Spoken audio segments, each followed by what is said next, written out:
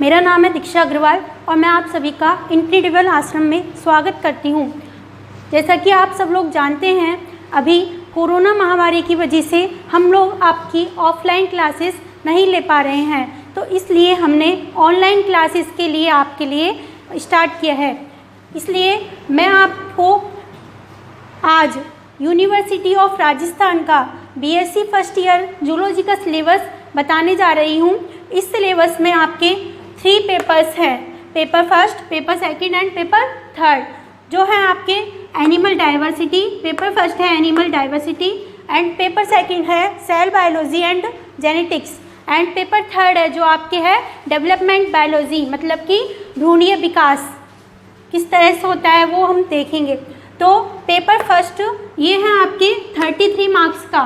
इसमें से जो पासिंग मार्क्स होते हैं मिनिमम वो होते हैं 12 मार्क्स। इसी तरह से पेपर सेकंड भी आपके 33 मार्क्स का है, जिसमें से पासिंग मार्क्स है जो है 12 मार्क्स। लेकिन पेपर जो थर्ड है वो है आपके 34 मार्क्स का और जिसमें से पासिंग मार्क्स है वो है आपके 12 मार्क्स। तो इस तरह से जो पेपर पैटर्न होता है वो मैं आपको बता देती हूँ कि 33 मार्क्स है वो किधर कहाँ पे आपके डिवाइड होते हैं। तो जो आपके 9 क्वेश्चंस होते हैं वो आपके 1 मार्क्स के होते हैं, तो 9 × 1 9 मार्क्स तो आपके ये हो गए। इसके बाद 4 क्वेश्चंस जो होते हैं वो आपके होते हैं 6 मार्क्स के, तो 24 मार्क्स आपके ये हो गए। इस तरह से कुल टोटल नंबर 33 का पेपर हो गया। तो इस तरह से आप देखोगे कि ये 4 क्वेश्चंस हैं, इनमें से आपको चॉइस मिलती है। इस तरह से आपकी पेपर जो फर्स्ट है, पेपर फर्स्ट में 3 पार्ट्स हैं, section A, section B and section C. तो इन तीनों सेक्शंस में से आपको क्या मिलती है, चॉइस मिलती है, उसी के अकॉर्डिंग आपको क्वेश्चंस करने होते हैं। तो जो पेपर नंबर फर्स्ट है, पेपर नंबर फर्स्ट में सेक्शन ए में पेपर फर्स्ट कौन सा है, एनिमल डाइवर्सिटी। एनिमल डाइवर्सिटी का मतलब क्या है, जैविक विविधता। जैसे कि कई सारे जो क्या पाए जाते हैं, एनिमल्स पाए जाते हैं, 10 फाइलम्स होते हैं फाइलम्स में। तो इन फाइलम्स में क्या पाई जाती है, अलग अलग तरह की वेरिएशंस देखने को मिलती है। इसलिए हम इसको क्या बोलते हैं, एनिमल डाइवर्सिटी। तो सेक्शन ए में जो आपकी बेसिक नॉलेज है, बायोसिस्टेमेटिक्स एंड टैक्सोनॉमी, इस तरह की ये चीज़ें क्या होती है। टैक्सोनॉमी क्या होती है, आपके वर्गीकरण पद्धति, मतलब कि क्लासिफिकेशन किस तरह से करते हैं हम, जीवों का क्लासिफिकेशन किस तरह से करते हैं। तो इनको क्या 5 किंगडम में अपने डिवाइड किया है, तो वो हम आपको डिटेल में बाद में समझाएंगे।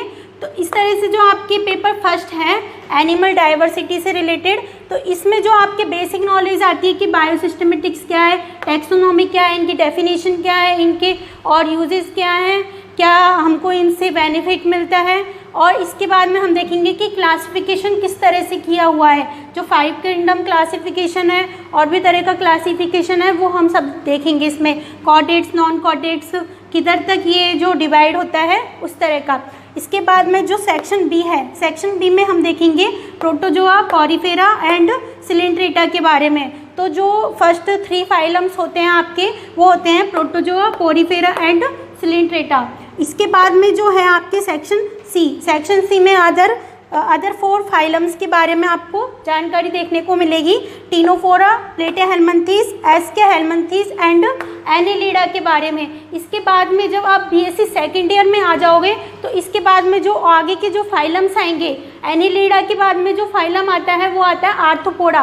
तो आर्थ्रोपोडा से आपको हेमिकॉर्डेटा तक स्टडी करने को किधर मिलेगा, बीएससी सेकेंड ईयर में। और फिर बीएससी थर्ड ईयर में आपको मिलेगा वर्टिब्रेटा से रिलेटेड स्टडी करने को, क्योंकि वर्टिब्रेटा होता है जो वो एक लार्ज ग्रुप होता है। तो उसमें क्या आते हैं एनिमल्स, जैसे कि जो लार्ज एनिमल्स होते हैं, जैसे कि मैमल्स किस में आते हैं, वर्टिब्रेटा में। तो वो ज़्यादा लार्ज डिस्कशन हो जाता है उसका, इसलिए उसको बीएससी थर्ड ईयर में डाला गया है। तो इस तरह से आपके जो पेपर नंबर फर्स्ट है वो है एनिमल डाइवर्सिटी से रिलेटेड। तो ये आपने देखा, ये 3 ग्रुप्स में डिवाइड है, section A, section B and section C में। तो इनकी अपन डिटेल स्टडी करेंगे आगे चल के। इसके बाद में है जो आपके है पेपर सेकंड है आपके सेल बायोलॉजी एंड जेनेटिक्स से रिलेटेड। तो सेल बायोलॉजी क्या, सेल बायोलॉजी वाला टॉपिक है जो बेसिक टॉपिक है। जूलॉजी की जो बेसिक स्ट्रक्चर होती है वो सेल से रिलेटेड ही होती है। सेल यदि आपको समझ में नहीं आई तो आप कुछ भी समझ में नहीं आया आपको।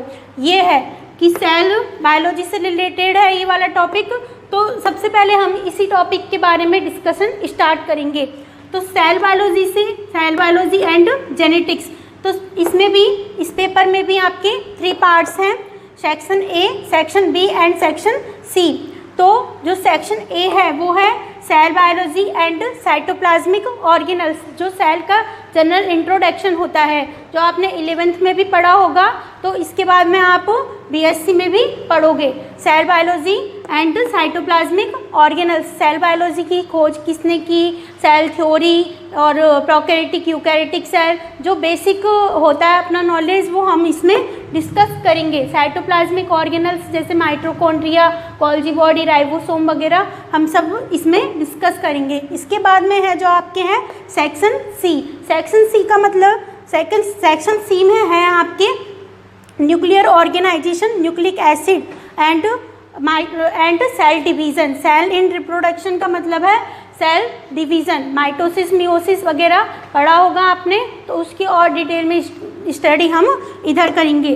तो न्यूक्लियर ऑर्गेनाइजेशन का मतलब कि न्यूक्लियस में क्या क्या होता है, न्यूक्लियस के बारे में पूरी डिटेल हम इसमें पढ़ेंगे। तो न्यूक्लियस के मतलब न्यूक्लियस के अंदर जो कंपोनेंट होते हैं वो क्या होते हैं, जेनेटिक मटेरियल होता है, डीएनए एंड आरएनए। तो इस चीज़ की हम स्टडी सेक्शन बी में करेंगे। इसके बाद में है जो आपके हैं सेक्शन सी। सेक्शन सी है जो आपके जेनेटिक्स से रिलेटेड है। जेनेटिक्स में मतलब कि आपने 11th-12th में भी पढ़ा होगा Mendel's law, monohybrid cross, dihybrid cross, इन सब चीज़ों के बारे में हम स्टडी करेंगे जो सेक्शन सी में करेंगे।